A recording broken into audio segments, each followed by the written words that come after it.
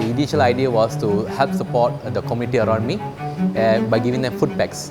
And at that particular point, I realized one thing. First is that a lot of people were unprepared for it, which was the B40s. And a lot of people felt very, very shameful when they come and take the donation from us. Yes, they like the fact that we're helping them, but they feel very, very undignified. What people wanted at that particular time was a job so that they can provide for their family.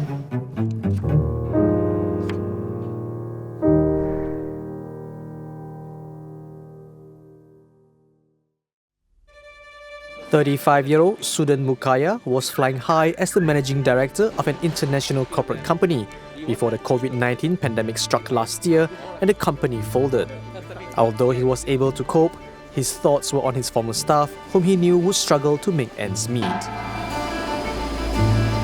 I think the right thing to do at that particular time was to kick off a business where we are able to basically provide them a job. And at that particular point, the only business that was allowed to run was in the essential service.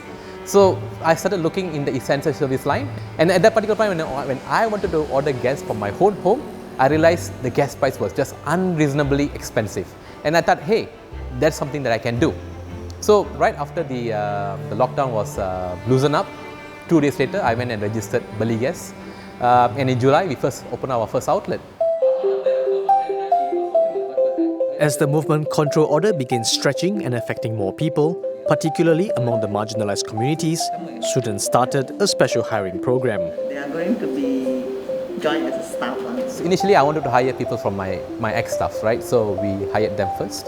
And then the second focus area was from the B40s. We were doing preferential hiring for the B40s. We don't care whether they come with any kind of papers or not. As long as they have B40 and they need a job, we hire them first. Then we realized we can basically extend this impact a little bit more further to look also at other marginalized societies. We were basically working with Penjara at the particular point to provide them cooking gas as well. So we realized, hey, what about the convicts that comes out from Penjara every single day? If regular Malaysians who have papers and certs can't find a job, how about these people from Penjara? So we decided we are going to take that responsibility. So we started talking to Penjara, and we started hiring. The first initially was all the ex-convicts. As they see that how we were and what is our operations, they started allowing us to even take the parole workers as well. As Beli Gas began to expand rapidly due to its competitive pricing, Sudan began to face new challenges, particularly from established gas providers. So when we first started doing Beli Gas, then of course we have the challenges and the traditional players coming in and want to pick a fight. And then these people start to find out about what Beli Gas actually do. They found out that Beli Gas is actually a social enterprise and trying to do good for the community. And then these people actually go into a situation where they are serba salah, So what to do? But right now, a lot of people, especially the traditional dealers, have know what we are looking to do, and they support us as back. And we actually have programs for them to be part of Beli Gas, as long as they share our vision and mission. Students' friends and former colleagues used to call him a capitalist, as he was very profit-driven when he was with his previous company. He still uses this mindset in Beli Gas, because he believes his social enterprise should be able to stand on its own 2 feet. When I came into building an impact-driven business, I wanted it to be the same. We do not want to be dependent on grants or loans or some kind of contribution before we are able to deliver our impact. So we want to make sure that we are profitable so that we are able to be independently deliver all the impacts that we want to do for the people without having to be dependent on anybody. For Sudan, Beli Gas isn't just to help those in need of a job.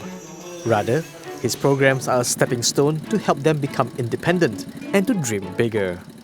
For our B40s as well that we hire, and also for the ex-convicts, we do not want them to forever be a lorry assistant or a lorry kelindan and whatnot. We really want to retrain them, reskill them, and possibly in the future look at whether we can get this talent to take better positions in the company or even find better positions out there. So some of the programs that we are doing is training in our company. We are also working with a training provider to provide a logistical diploma, executive diploma for them as well.